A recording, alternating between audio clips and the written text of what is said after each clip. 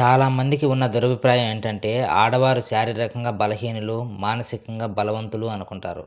నిజానికి స్త్రీ శారీరకంగానే కాదు, మానసికంగా కూడా చాలా బలహీనురాలు.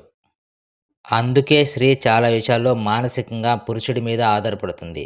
నిజానికి ఏ స్త్రీకి శారీరకంగా ఏ మనిషి తోడు అవసరం లేదు. కానీ మానసికంగా తన అభిప్రాయాలు వెల్లబుచ్చడానికి, తన కలలని నిజం చేసుకోవడానికి, తన అభిప్రాయాలు చెప్పుకోవడానికి ఒక తోడు కోరుకుంటుంది. ఆ తోడు జీవిత భాగస్వామి కావచ్చు, లేదా ఆమెకు పరిచయమయ్యే ఇతర వ్యక్తులైనా కావచ్చు. అలా పరిచయమైన వ్యక్తితో స్త్రీ ఒక రకమైన అనుబంధాన్ని ఏర్పరచుకొని, తనకి సంబంధించిన ప్రతి విషయాన్ని ఆ వ్యక్తికి చేరవేస్తుంది. అతని నిర్ణయమే తన నిర్ణయంగా మార్చుకుంటుంది. అలా మార్చుకునే క్రమంలో స్త్రీ తనకి తెలియకుండానే అతనికి బానిసగా మారిపోతుంది. అ అలా అతని మనిషిగా ఉన్న స్త్రీకి ఎటువంటి ఆలోచన ఉండదు. ఆ పురుషుడినే తన ప్రపంచంగా బ్రతుకుతుంది.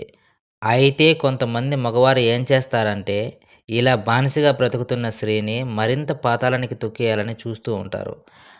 అలా మగవాడు తొక్కేయాలని చూసే క్రమంలో స్త్రీ బలహీనమైన స్థితి నుంచి బలవంతురాలుగా మారుతుంది.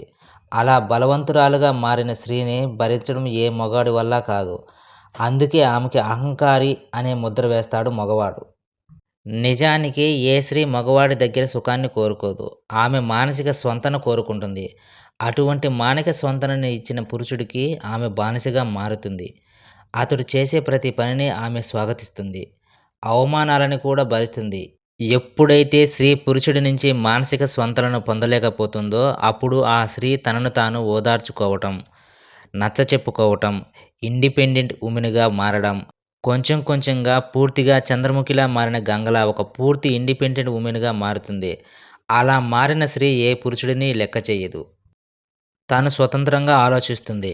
స్వతంత్ర నిర్ణయాలు తీసుకుంటుంది. తనకు తాను ఆర్థికంగా స్థిరత్వాన్ని ఏర్పరచుకుంటుంది.